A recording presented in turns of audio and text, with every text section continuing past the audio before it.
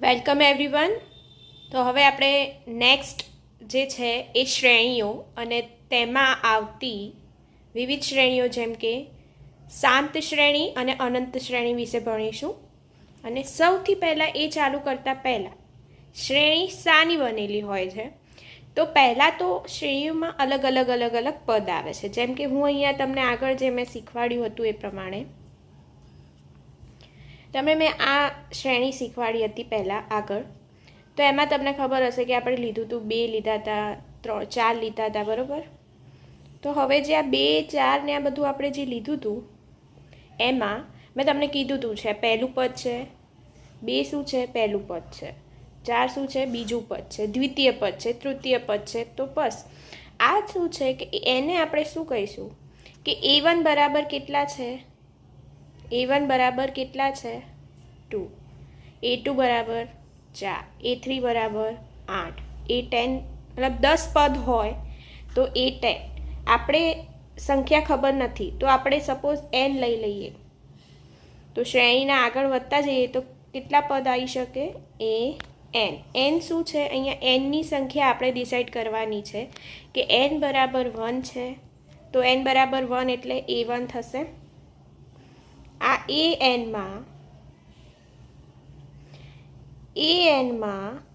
હું જે an છે એની n બરાબર 1 લઈ લઉં, તો મને n બરાબર 1 લેતા શું મળશે, n બરાબર હું 1 લઉં, અહીંયા 1 મૂકું તો અહીંયા મને શું મળશે A1. તો A1 એટલે શું છે, અહીંયા A1 શું આપેલું છે 2 આપેલું છે, રાઈટ. ચલો હવે આમાં નેક્સ્ટ વધીએ. એ છે કે અહીંયા આપ્યું છે એક ઉદાહરણ આપ્યું છે કે 2 પેઢી વચ્ચેનું અંતર 30 વર્ષ છે, બરાબર. 2 પેઢી છે, એક પહેલી પેઢી છે, જેમ કે તમારા માતા પિતા લઈ લો અને પછી તમે આવો, તો 2 પેઢી વચ્ચેનું અંતર આપ્યું છે 30 વર્ષ. હવે છેલ્લા 300 વર્ષમાં આપણે શોધવાનું છે કે કેટલા પૂર્વજો આપણા થઈ ગયા. તો પેઢી પૂર્વજો થઈ ગયા ઇન ધ સેન્સ કે કેટલી પેઢી આપણી થઈ ગઈ.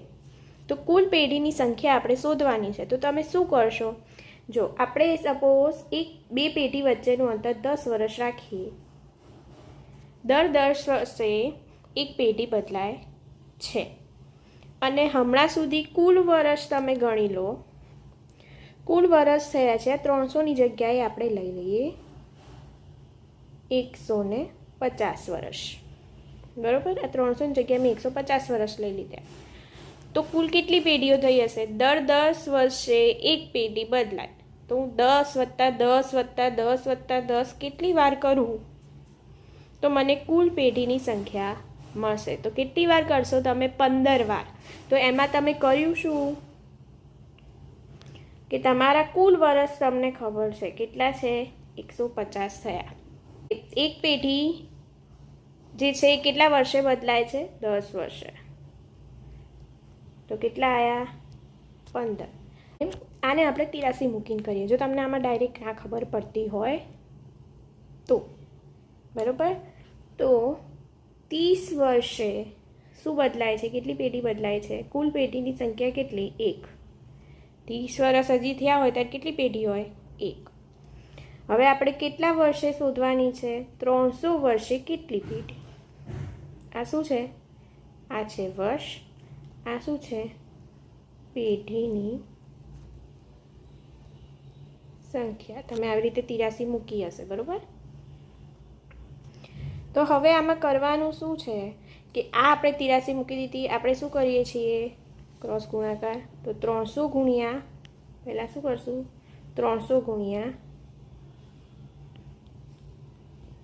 1 ભાગ્યા 30 નીચે જશે, આવડી ગયા, 3 દાન 30. તો કુલ પેઢીની સંખ્યા કેટલી આવી 10 આવી. પહેલાંમાં આપણે કરવા ગયા હોત તો કેટલી આવત 150 ભાગ્યા 10, તો કેટલી આવત 15.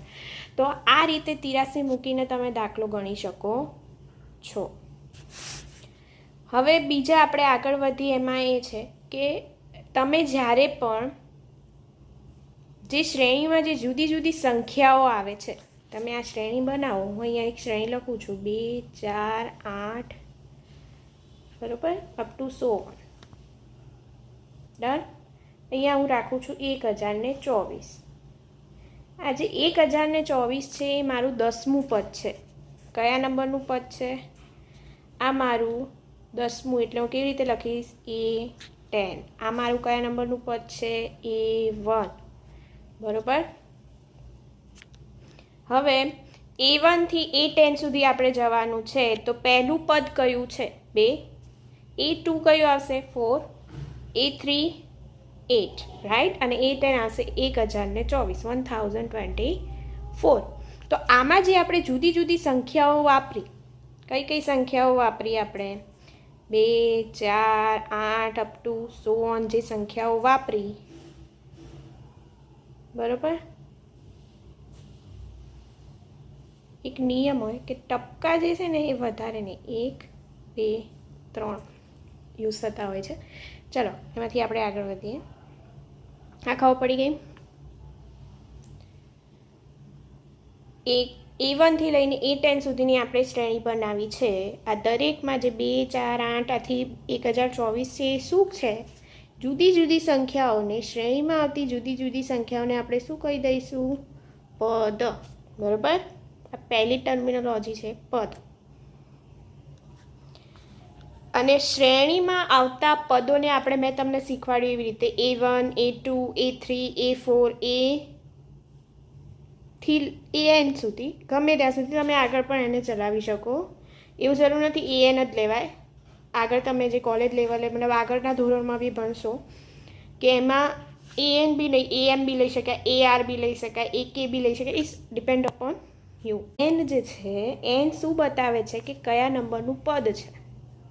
તમને શીખવાડ્યું એમ, A1 એ અનુક છે, એ સફિક્સ છે. એ સફિક્સ એ દર્શાવે છે કે તે પહેલા નંબરનું પદ છે. હવે A10 લીધું આપણે, તો A10 શું દર્શાવે છે?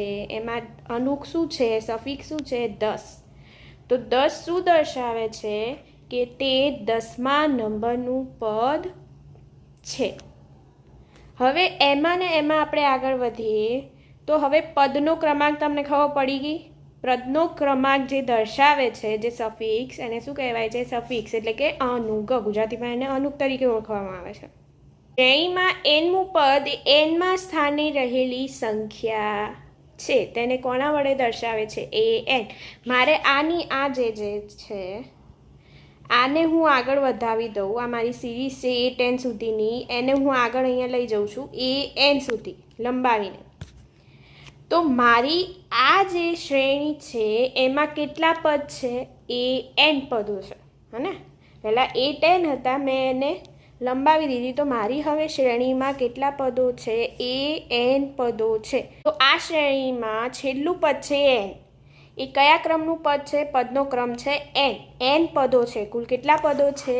N પદો છે. મેં મારી શ્રેણી ક્યાં સુધી લંબાવી છે? AN સુધી. એટલા માટે હવે આપણે એને AN સુધી ના દર્શાવતા પાછા આપણે જ્યાં હતા તે આવી જઈએ, તો કે A10 સુધી. તો મારા શ્રેણીમાં કેટલા પદો છે? 10 પદો. છેલ્લું પદ કયું છે? A10. ખબર પડી ગઈ? આપણા જે શ્રેણીનું nમું પદ હોય AN, તો nમા પદને, આ જે nમું પદ છે અહીંયા, એ શું છે? તો કે વ્યાપક પદ. કયું પદ કહેવાશે એને? વ્યાપક. કયો શબ્દ છે? વ્યાપક.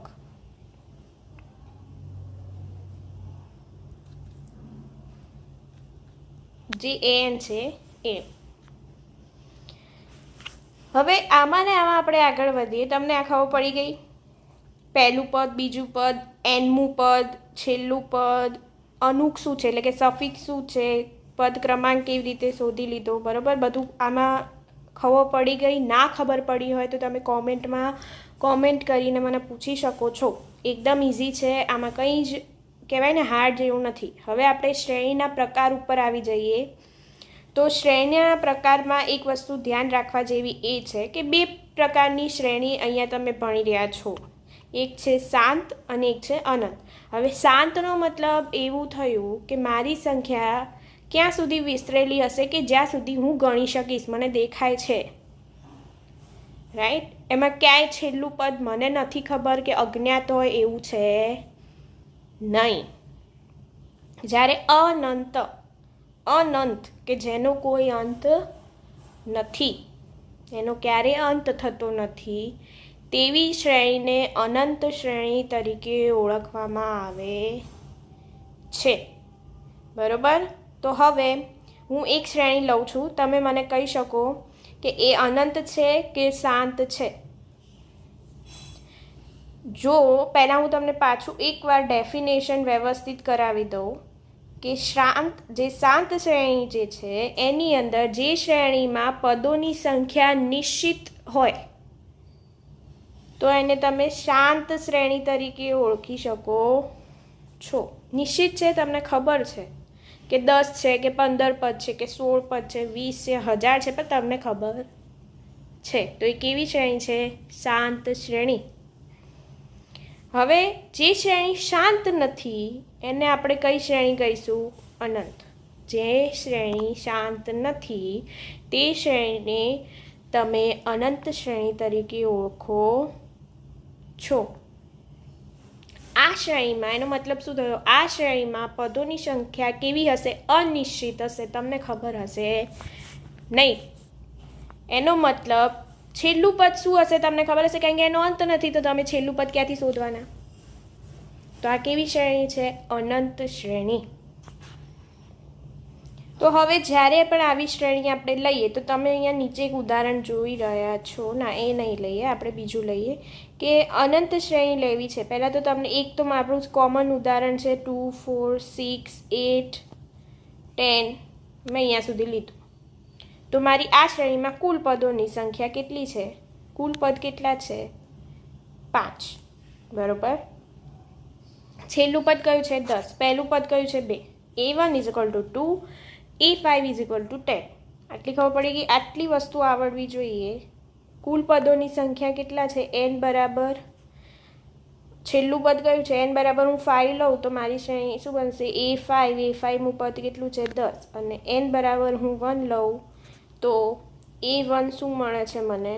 2. તો મારું છેલ્લું પદ શું છે? A5 એ 10 છે, પહેલું પદ છે 2. આ ખબર પડી ગઈ.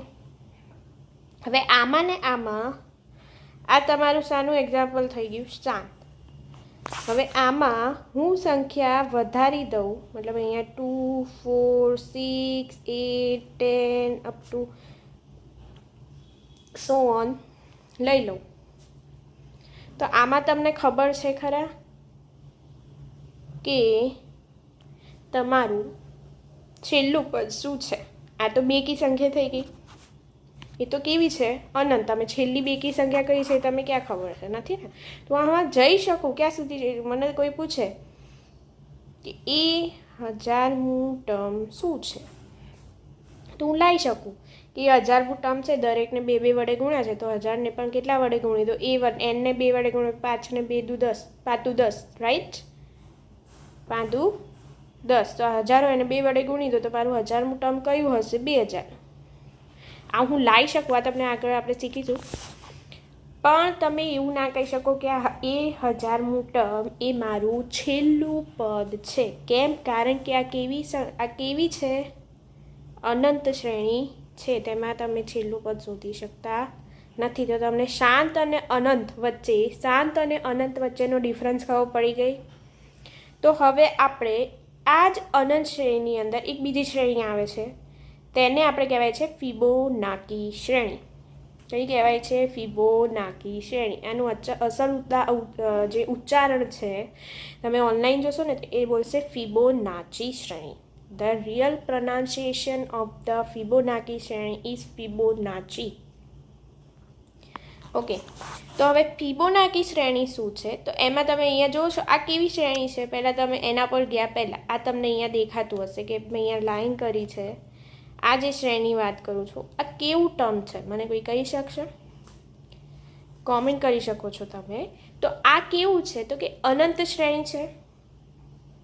કેવી શ્રેણી છે? અનંત શ્રેણી છે. પહેલું પદ ખબર છે? A1 શું છે? 1. તમે મને કહી શકો એ એન જે છેલ્લું પદ છે એ કયું છે? તો એ તમે કહી શકતા નથી. હવે આ શ્રેણી કેમ ઇન્ટરેસ્ટિંગ છે હું તમને કહું. અહીંયા 1 છે. હવે 1 ને 1 કેટલા થયા? 2. હવે નેક્સ્ટ જે ટર્મ છે આગળના બે ટર્મનો સરવાળો 2 + 1 કેટલા થશે? 3. 3 + 2 કેટલા થશે? 5. 8 અપ ટુ સો ઓન. તો અમે કરીશું છે આગળના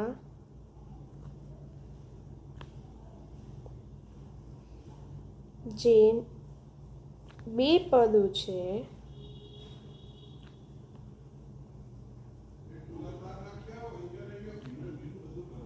સરવાળો શું છે? આગળના બે પદોનો સરવાળો. ખબર પડી? જે બી ટર્મ છે, જે પણ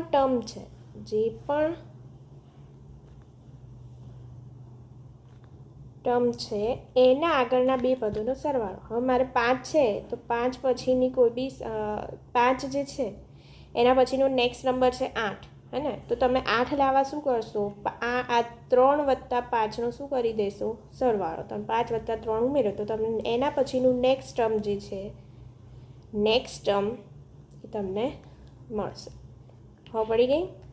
આગળના બે ટર્મનો સરવાળો તમને નેક્સ્ટ ટર્મ આપે છે. 2 + 3 5, 3 + 8, 5 + 8 કેટલા થશે? 13. તો નેક્સ્ટ ટર્મ તમારું 13 આવશે. 8 + 13 લઈ લો, નેક્સ્ટ ટર્મ મળશે 8 + 13 કેટલા થશે? 8 + 13, 13 ને 8 કેટલા થાય? 21. રાઈટ? આ તમારું કેવું છે? આગળ વધતું જશે, એનો કોઈ અંત નથી. એટલે આ જે શ્રેણી છે ફિબોનાકી શ્રેણી, એ કેવી શ્રેણી છે? અનંત શ્રેણી. આ કેવી શ્રેણી છે? તો કે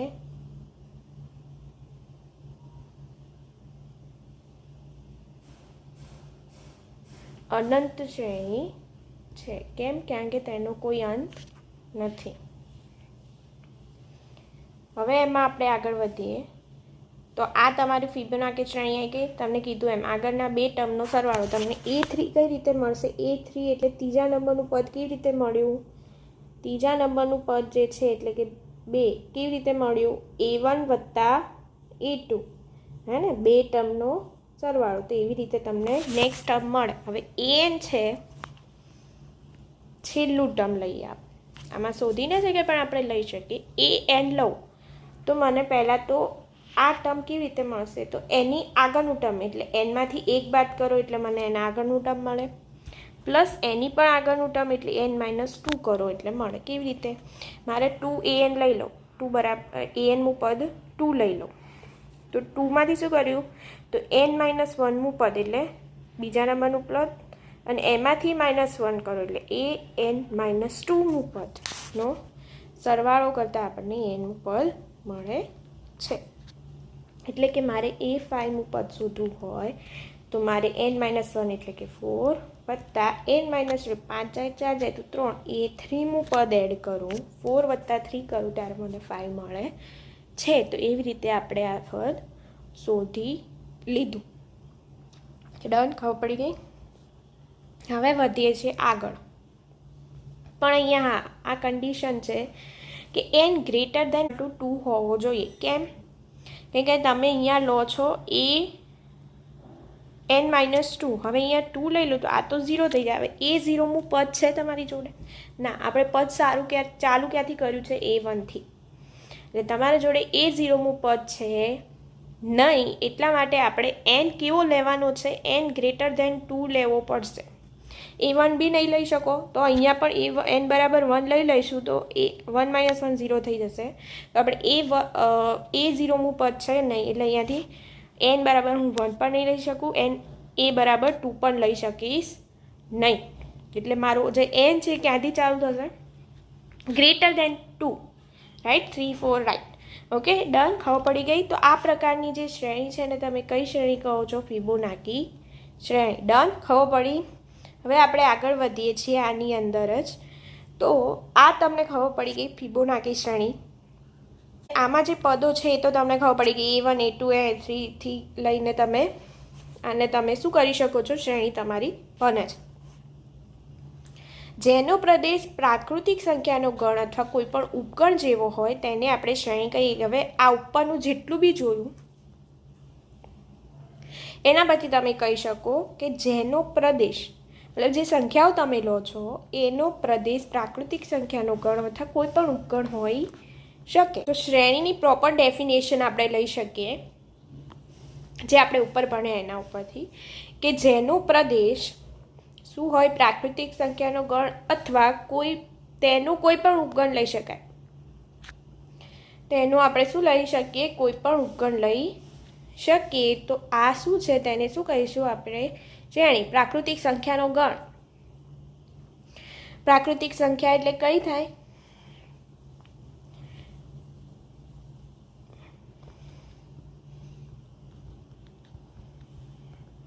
આ બધી કઈ છે, પ્રાકૃતિક સંખ્યા. તમને અહીંયા જે આપ્યું છે એ, તેને તમે શું કહેશો, શ્રેણી કહે છે. તેમાં an માટે તમે અહીંયા જે an લીધું છે એન માટે વિધેયનો સંકેત an તરીકે દર્શાવવામાં આવે છે. તમે આવી રીતે લખાય an બરાબર anનું પદ. હવે મારે આની આ જગ્યાએ હું આવી રીતે કરું an બરાબર 1 તો મારું પદ કેવી રીતે લખાશે, a1. an બરાબર 5 હું એ કઈ રીતે લખીશ, 5. ડન. તો વિધેયનો સંકેત શું છે, આ તમારો જે છે આ વિધેયનો સંકેત છે. અને એ જે સંખ્યા છે એ પદ કઈ રીતે દર્શાવશો, આવી રીતે. આ વિધેય છે એનું પદ આવી રીતે દર્શાવવામાં આવે છે. ડન.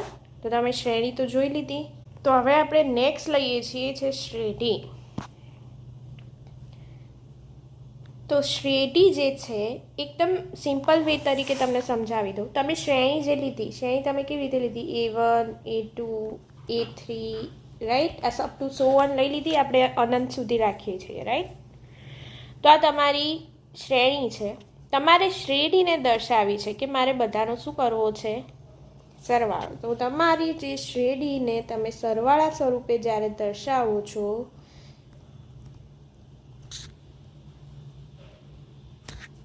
તો આ તમે જે દર્શાવ્યું તો આપેલી શ્રેણીને સંગત આ તમે શું બનાવી દીધી, શ્રેણી. આપેલી શ્રેણીને સંગત તમે શું બનાવી દીધી, શ્રેણી.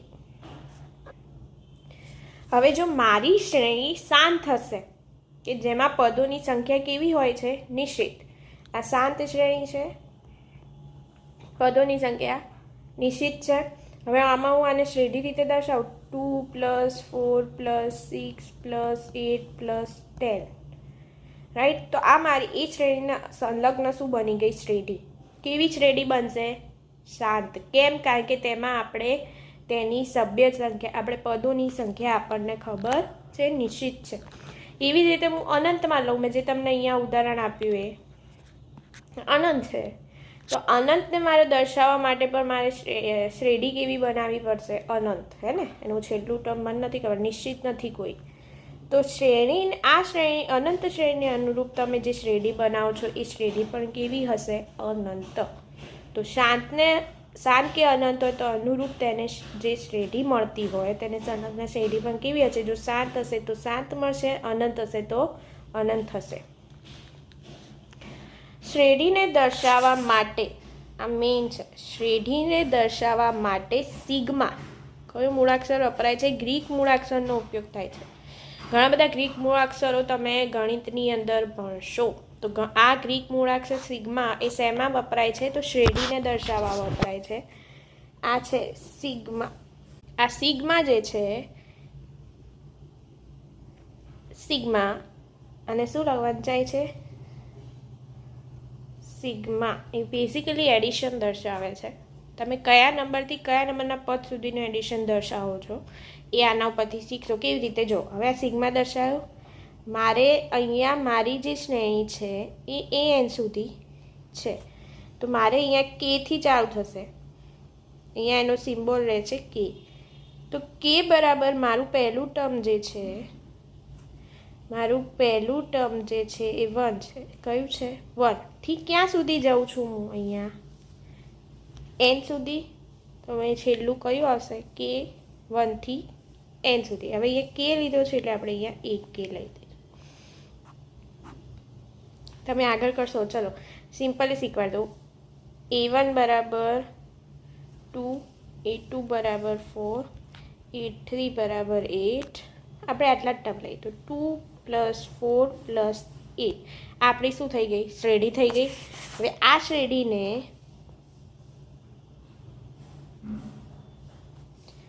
શ્રેણીને મારે સિગ્મા સ્વરૂપે દર્શાવવી હોય તો મારે તો પહેલાં તો